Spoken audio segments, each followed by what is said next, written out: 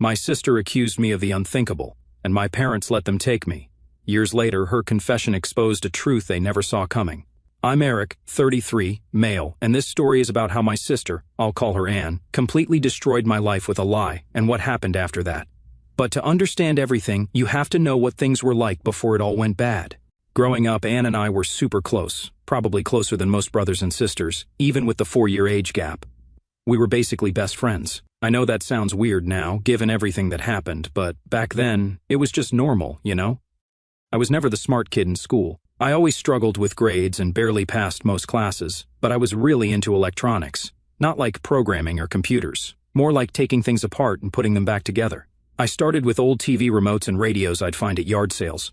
By the time I was 16, I had this whole setup in my room, soldering iron, multimeters, boxes full of circuit boards and wires. My parents thought it was weird, especially since I'd spend hours in there with the door locked.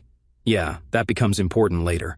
But Anne, she got it. She was 10 when I started getting serious about it, and she'd just sit in my room for hours, watching me work. She'd ask all these questions about what different parts did, why I was connecting certain wires, that kind of thing. Sometimes she'd help me organize my parts or hold stuff while I soldered. It was our thing, you know? Our parents definitely played favorites, though. Anne was this perfect kid, straight A's, gymnastics team, student council, the whole package. Meanwhile, I was barely passing classes and spending all my time either in my room with electronics or at the skate park. But Anne always had my back. Like this one time in my junior year, I got caught smoking behind the gym. Instead of letting me get suspended, Anne made up this whole story about how I was just holding the cigarette for someone else who ran away. She even did the whole crying thing to the principal about how I was trying to turn my life around and a suspension would ruin everything. The principal totally bought it. She helped me with homework, too. She was way better at explaining stuff than my teachers. She'd break down math problems in a way that actually made sense to me. Probably the only reason I graduated high school, to be honest. I looked out for her, too. Being the big brother, I was pretty protective, maybe too protective, looking back. Any guy who showed interest in her had to deal with me first. I wasn't trying to be a jerk about it, I just didn't want some random dudes messing with my little sister. Even when I started getting into trouble, staying out late, hanging with the wrong crowd, Anne never judged me. She'd cover for me with our parents, make excuses when I missed curfew. One time, I came home at 3 in the morning and she was sitting on the porch waiting for me just to make sure I got home safe. Looking back now, maybe we were too close. Maybe that's why it was so easy for people to believe what she said later. But back then, it just felt normal. She was my sister, my best friend, the only person who really got me. Our parents tried to get me interested in normal stuff. They'd sign me up for sports teams or after-school clubs, but I always went back to my electronics. They thought I was wasting my time, but Anne would defend me. He's good at it, she'd say. Let him do what he loves. That's the Anne I try to remember sometimes. The little sister who believed in me when nobody else did. The one who'd bring me snacks while I was working on projects. Who'd defend me to our parents. Who trusted me enough to come to me with her problems. This is harder to write than I thought it would be. When everything started falling apart, I was 18, just barely graduated high school. Anne was 16 and starting to get attention from guys at her school. Being the overprotective brother I was, I did what any big brother would do, scared them off. Not like I was beating anyone up, just made sure they knew I was watching. There was this one guy, Jake, who was particularly persistent. A senior guy driving a fancy car his parents bought him, typical rich kid stuff. I caught him trying to get Anne to skip class with him one day. I probably shouldn't have shoved him against his car, but come on, he was 18, trying to get my 16-year-old sister to skip school. What brother wouldn't be pissed? That's when the rumors started. At first, it was just whispers, people at Anne's school saying stuff about how weird it was that I was so protective. Then it got worse. Someone started saying the reason I didn't want other guys near Anne was because I wanted her for myself. Sick stuff like that. I remember the exact moment I realized something was really wrong. It was a Tuesday after school. Usually Anne would come to my room to hang out while I worked on my projects, but this time, she just went straight to her room. When I knocked on her door to check on her, she told me to go away. I found her crying in the kitchen later that night. When I tried to hug her, like I always did when she was upset, she flinched, actually flinched away from me. That had never happened before. She mumbled something about being tired and went back to her room. The next few days were weird. She stopped coming to my room, stopped talking to me at all, really. I figured she was just going through some teenage phase or something. I should have known better than one morning I'm working on this old radio I'd found, and I hear someone knocking on our front door. Not like normal knocking, that loud, official kind of knock that immediately makes your stomach drop. Two cops and some lady in a suit were standing there when my dad opened the door. They asked to speak with him privately first. I could hear them talking in the kitchen but couldn't make out what they were saying. Then my dad called me down. I'll never forget the look on his face, like he was looking at a stranger. The lady in the suit introduced herself as being from Child Protective Services, CPS. She said they needed to ask me some questions about my relationship with Anne. Turns out, Anne had gone to her guidance counselor and told them I'd been, this is still hard to write, touching her inappropriately. She said that's why I was always in my room with the door locked, that I made her come in there and, yeah, you can figure out the rest. She told them I'd threatened to hurt her if she ever told anyone, said that's why I was so aggressive with guys who showed interest in her. She even said I used the electronic stuff as a cover, that the wires and zip ties in my room were for other things. My dad didn't even question it, not once. He just stood there, nodding as they talked, like suddenly everything made sense to him. All those hours in my room, the locked door, the protectiveness over Anne. In his mind, it all added up to something sick. I tried to explain, showed them my projects, the half-fixed radio on my desk, the boxes of circuit boards and old electronics. I tried to tell them about how Anne used to sit and watch me work, how she'd help me organize parts, but they'd already made up their minds. The CPS lady kept asking these leading questions. Did you make Anne feel special by letting her help you? Did you tell her she was different from other girls? Everything I said just made it sound worse. When they asked about the time I pushed Jake, Anne had twisted that too. She said I was jealous because she was starting to like other guys, that I couldn't handle her growing up and having normal relationships because it meant losing control over her. The worst part? She had this whole story about how I'd started getting more aggressive lately because she was pulling away. How I'd told her she was betraying me by talking to other guys. None of it was true, but the way she told it, even I almost believed it. And then I lost it, right there in front of everyone.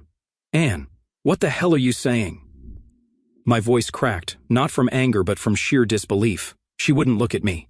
Anne, look at me. She kept her eyes on the floor, arms wrapped around herself like she was some fragile little thing that needed protection. That little act just made me angrier. You know this isn't true. You know it. I turned to our dad, desperate. Dad, come on, you know me. I would never... His voice was low, steady, but his face, I'd never seen him look at me like that before. Not disappointed, not angry, just done. You don't even want to hear me out? I took a step forward, but he put his hand up, like I was some kind of threat. Anne flinched. She flinched. That was it. That was when I knew. You can't seriously believe this. My voice dropped. All the fight suddenly drained out of me. I looked at Anne again, really looked at her. She still wouldn't meet my eyes. Why are you doing this? I whispered. She finally looked up. For a moment, it seemed like she was going to say something, maybe even take it all back. But then she glanced at Dad, at the CPS lady, at the cops standing in our living room, and that's when she doubled down. Her eyes filled with tears. She took a shaky breath and whispered, "I'm sorry, Eric." And right then I understood.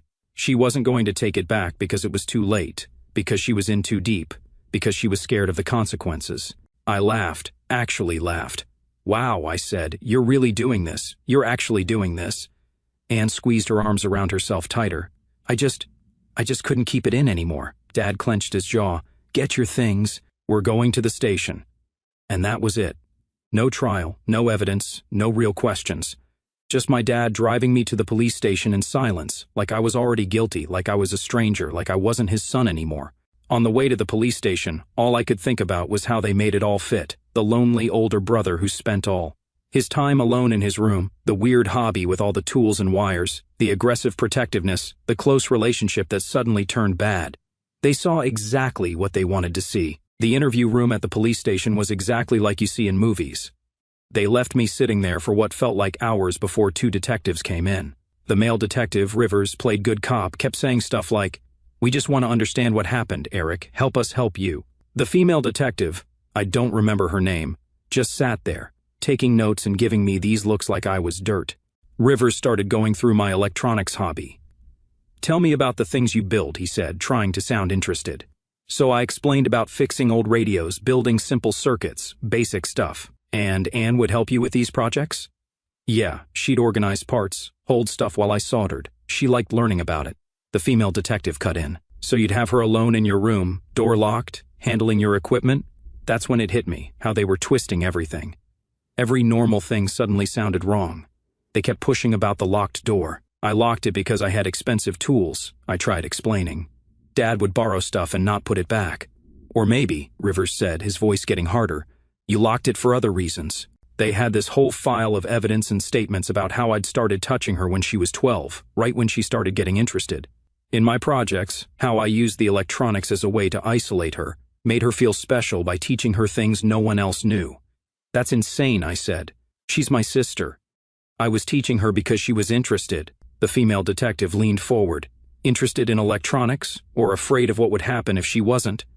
Then they brought up the Jake incident, but in their version, I'd attacked him because he was taking Anne away from me. They had statements from other kids at school about how possessive I was, how I'd scared away any guy who came near her. Rivers pulled out some photos of my room, taken that morning. They'd made it look like some kind of torture chamber, close-ups of my tools, the wires, the zip ties I used for cable management. Even my project notes looked sinister in their photos. Your father says you'd spend hours alone with Anne in this room, Rivers said. Want to tell us what really happened in there? I lost it, started yelling about how they were making normal brother-sister stuff sound perverted. Bad move. Rivers just nodded, like I'd confirmed something.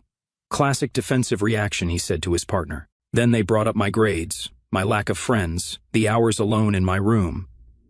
They built this whole profile of an isolated, unstable guy obsessed with his sister. They weren't just investigating, they were building a case, and the more I denied it, the more guilty I looked. My lawyer, if you could even call her that, barely fought back. We need to consider a plea deal, she told me, as if it was my only option. If this goes to trial, you could be facing 20 years in prison. After hours of this, Rivers finally said, look, Eric, here's the deal. We have enough for charges, serious charges. But if you work with us, admit what happened, and show remorse, we can help you. I didn't do anything wrong, I said for probably the 100th time. Then explain why Anne would make this up. I couldn't, because it didn't make sense. My sister, who I'd protected and cared for, who used to wait up to make sure I got home safe, why would she do this? The next part is kind of a blur. There were meetings with lawyers. My parents had hired one for Anne but told me I had to find my own. The public defender they gave me was fresh out of law school and already convinced I was guilty. She told me my options, I could fight it, but she made it clear that winning wasn't likely. Juries believe victims, she said flatly, and Anne is young, emotional, and convincing. She laid out the reality. If I went to trial, I was facing a potential 20 years in prison. The plea deal was mercy, 5 years probation, lifetime registry, but no jail. If you take this to trial and lose, she warned, you won't get another chance. My own parents weren't even in my corner. Dad just shook his head. Don't put your sister through a trial, he said, just take the deal. But I'm innocent, I said. They all say that, she replied, without looking up from her papers. They have your sister's testimony, documentation of behavioral changes, witness statements about your possessive behavior. No jury will believe you over a traumatized 16-year-old girl. My dad came to see me once before I took the deal. Hadn't seen him since he dropped me at the station. I thought maybe he'd finally realized the truth. Instead, he said, just admit what you did, Eric. Don't make your sister go through a trial. Dad, please, I begged. You know me. You know I'd never. He cut me off. I thought I knew you. Guess I didn't. That was the last real conversation I had with my father. 2 days later, I took the deal, pled no contest to sexual assault of a minor. I got 5 years probation and a lifetime on the registry. Some of you might wonder why I'd plead if I was innocent. Truth is, they break you. They take every normal thing about your life and twist it until you can't even trust your own memory. And when everyone, your family, the cops, even your own lawyer, believes you're guilty, you start thinking maybe fighting is pointless. Being on the list destroys your life in ways you'd never expect. Everyone talks about the big stuff. Can't live near schools, can't get certain jobs, etc. But it's the small things that really get to you. The first place I tried to rent after everything, the lady was all set to let me sign the lease. Then she did the background check. I still remember her face when she saw what came up. She actually backed away from me, like I was going to attack her right there in her office. I'm sorry, she said. I have grandchildren who visit. I'm sure you understand. That became my life. People being sorry while treating me like some kind of monster.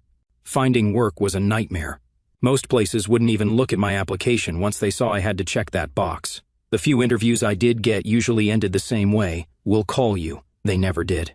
Finally, I found this guy, Mike, who ran a small manufacturing shop. He hired people others wouldn't. Ex-cons, addicts trying to get clean, guys like me. Pay was garbage and the work was hard, but at least it was something. Look, Mike told me my first day, I don't care what you did. Just show up on time and do your job. I worked there for almost 2 years. Then someone found out about me and started causing problems, telling other workers they shouldn't have to work with someone like me, that I was dangerous. Mike tried to stand up for me, but eventually he had to let me go. Can't risk losing my whole workforce, he said. At least he gave me decent severance pay. I lost my apartment right after that, ended up living in my car for a while. A Planet Fitness membership became my best friend, $10 a month for a place to shower and use the bathroom. I'd park in 24-hour Walmart lots to sleep. Security usually left you alone if you didn't cause trouble. The worst part wasn't even the practical stuff, though. It was watching life go on without me. Through mutual friends on Facebook, before they banned me, I saw Anne graduating high school with honors, going to college on a full scholarship, meeting this rich guy, Billy, at some campus event. Meanwhile, I was eating cold ravioli from a can in my car, trying to figure out where I could park for the night without getting hassled by cops. I made the mistake of trying to date once. Met this girl Sarah at one of my jobs. She was nice, didn't ask too many questions about my past. We went out a few times, things were going well. Then she asked why I always had to check the address of wherever we were going. I decided to be honest, told her about the registration requirement, how I had to be careful about where I went. I tried to explain that I was innocent, that it was a false accusation. She said she needed time to think. The next day, her brother and 2 of his friends showed up at my work. I had to quit that job too. I started hanging out at this little library branch after that. The librarian there, she kind of figured out my situation but never said anything. She'd just leave books she thought I'd like on the returns cart. Lots of technical manuals, electronics books. Guess she'd noticed what I usually read. One day she caught me looking at online courses, sat down, and helped me find free ones I could take. Education is everyone's right, she said. She was the only person who treated me like a human being in years. I started learning about cryptocurrency through those courses. Figured it was something I could do without anyone checking my background. Turned out I had a knack for understanding the technical side of it. Made a little money here and there trading. But you know what really messed me up? Seeing comments on Anne's social media. All these people talking about how brave she was. How amazing it was that she'd overcome her trauma to be so successful. She even wrote this article for her college paper about being a survivor. People were calling her an inspiration. Meanwhile, I was barely surviving. Funny how that works, right? I used to think about trying to clear my name, but who would believe me? Anne was this perfect, successful college student. I was just some creep living in his car.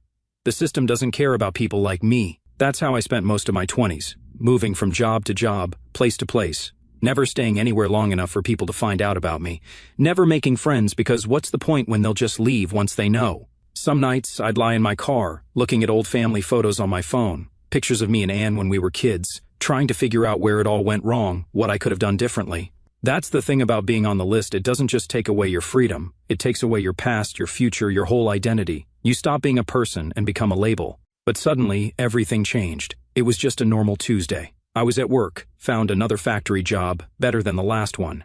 When I got this email from some private investigator, I almost deleted it, thinking it was spam, but something made me read it.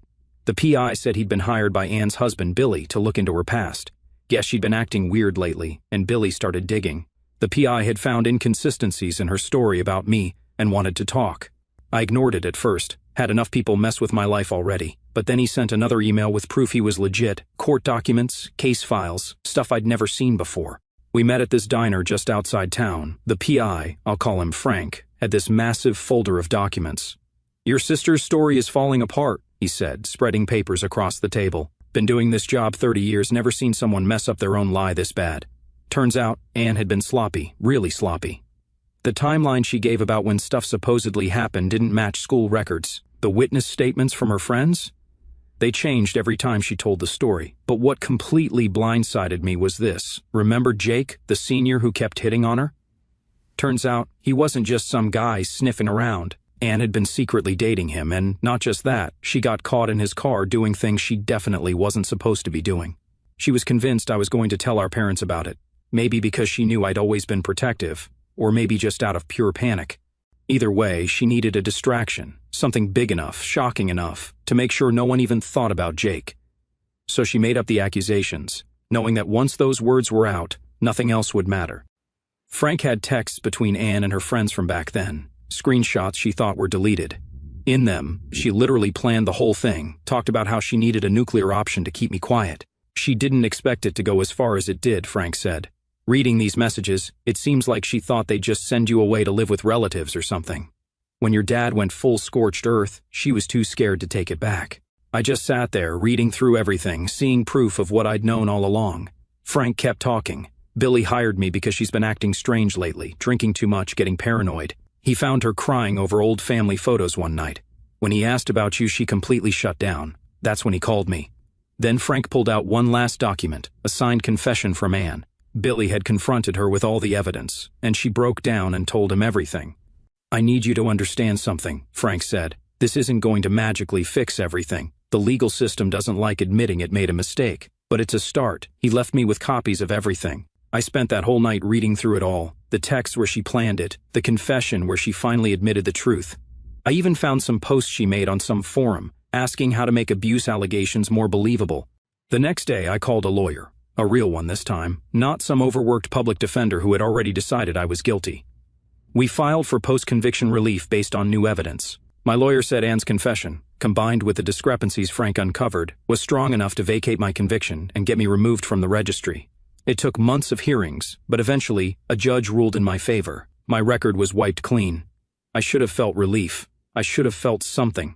But all I could think about was how long it had taken, how much I had lost in the process. A week later, an envelope landed in my mailbox. No return address, but I knew who it was from before I even opened it: my parents, the first contact in 10 years. My hands shook as I tore it open, not from excitement, just sheer disbelief. Inside was a letter, written in my dad's stiff, impersonal handwriting. They wanted to meet, said Anne had finally come clean. Well, partially. She spun some watered-down version of the truth, painting herself as a scared little girl who made a terrible mistake. No mention of the calculated lies, the years of suffering she put me through. But apparently it was enough for them to finally believe I was innocent. Tucked inside the envelope was a check for $50,000, a number that probably felt generous to them, like it could somehow erase a decade of being treated like a monster, like it could buy back my stolen years, my dignity, my life. I held it up to the light for a second, then laughed. Nothing had changed. They still thought problems could be solved with a price tag. Money wasn't what I needed. I needed the truth to be known, and I needed to hear it from someone else's mouth. So I took the number from Frank and called him. My hands were shaking when I finally dialed. He answered after a few rings, his voice wary. "Hello? Billy, this is Eric." There was a long pause, then, cautiously, "Eric who?" I let that sting for a second before answering. "Anne's brother." Silence. Then a low, humorless chuckle. "That's funny, because Anne never mentioned having a brother.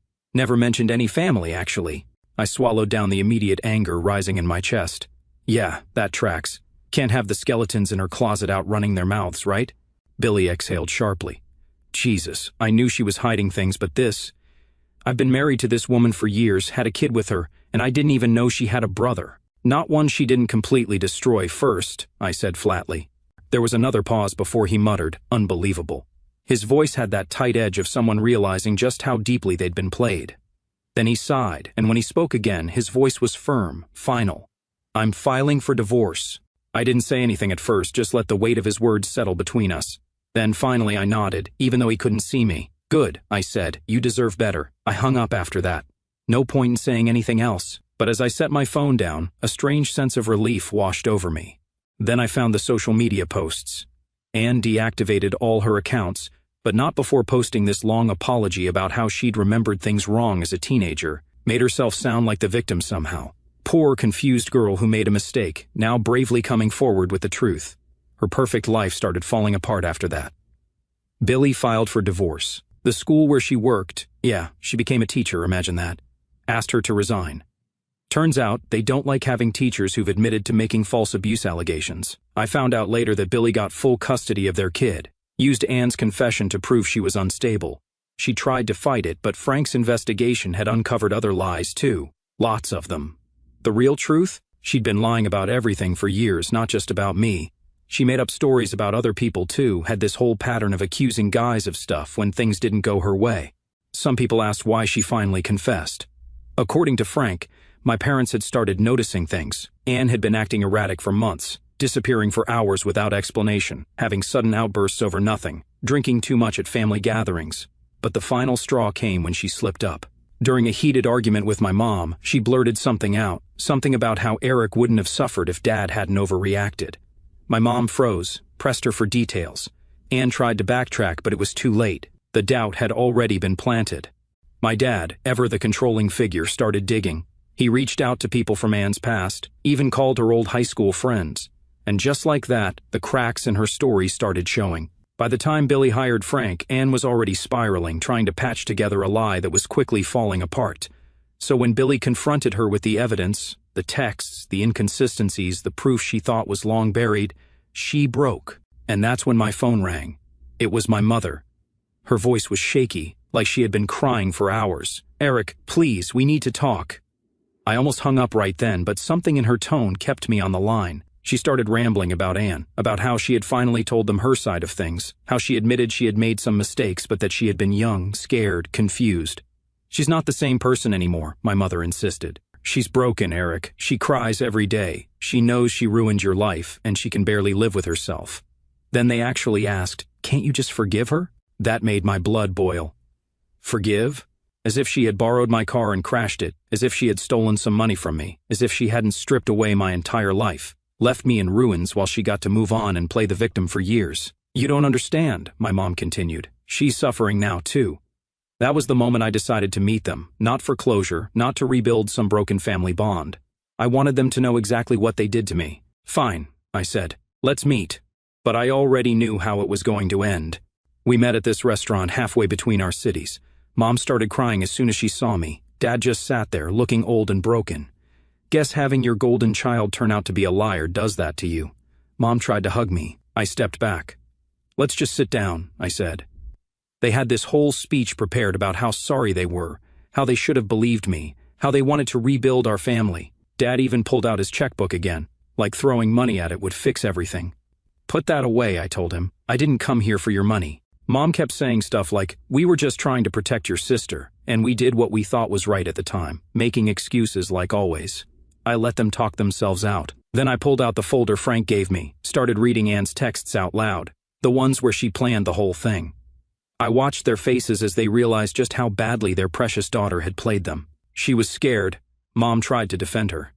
She was just a child. I was barely an adult, I said. Where was my protection? Where was my benefit of the doubt? Dad tried next. "We know we messed up. We want to make it right." "Make it right?" I laughed. "You want to make it right? Can you give me back my 20s? Can you undo the registry, the jobs I lost, the people who treated me like garbage?" They just sat there, finally running out of excuses. I told them everything then, about living in my car, showering at Planet Fitness, eating cold food because I couldn't afford a place with a kitchen. I showed them the scars on my wrists from my lowest point. Mom threw up in the restaurant bathroom. For the first time in years, my parents were finally forced to sit with the truth, the undeniable proof that they had thrown away their own son without hesitation, that their golden child wasn't golden at all. I watched them sit there in stunned silence, their entire world crumbling in real time. "You did this," I said, voice steady. "You let it happen." My father looked like he wanted to argue, like he wanted to defend himself, but for once, he didn't. He just stared at the table, jaw clenched. Mom, though, she still tried. "Eric, we were just trying to protect her. We thought we were doing the right thing." I leaned back, letting out a slow breath. "You know what the worst part is? I get that. I do. If I actually was some kind of monster, you would have been doing what any decent parent should do, but you never even gave me a chance. Not once. You decided I was guilty because it was easier than questioning Anne, and you let me rot for it." Tears streamed down her face. "We were wrong," she whispered. "We were so wrong."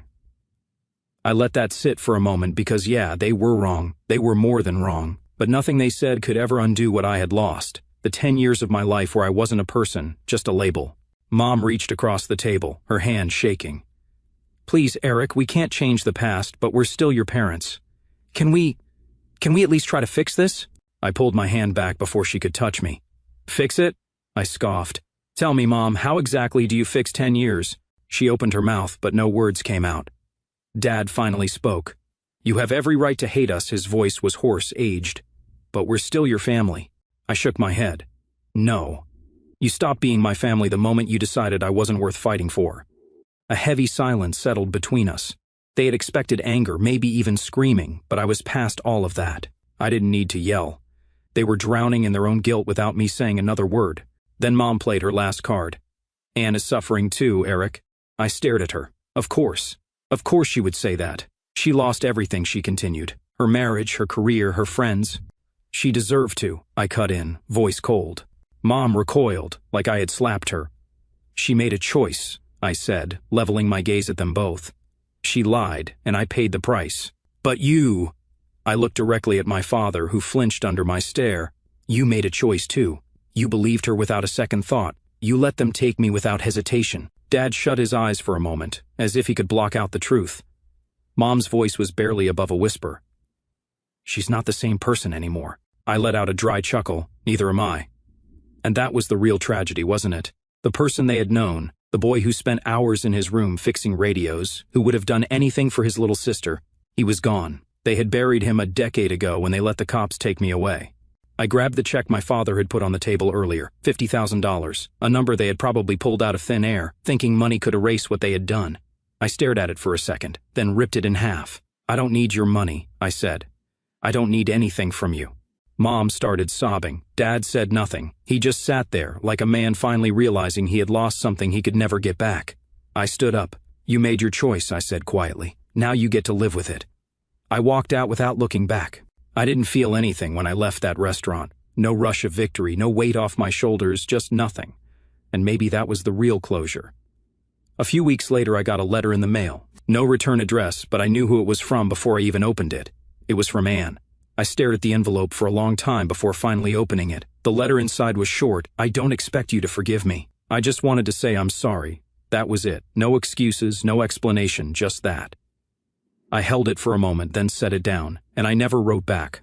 And yeah, life didn't magically become perfect after that. The damage had been done, and I would always carry the scars of those 10 years. But I was finally free, really free. With my record expunged, I could finally live without the weight of my past hanging over me. I moved to a new city, started fresh, built up my electronics repair business from the ground up, and I never looked back. My parents, Anne, all of it, they became ghosts of a life I had left behind. Maybe one day I'd think about them and feel something. But for now, I was finally living my life on my own terms, and that was enough.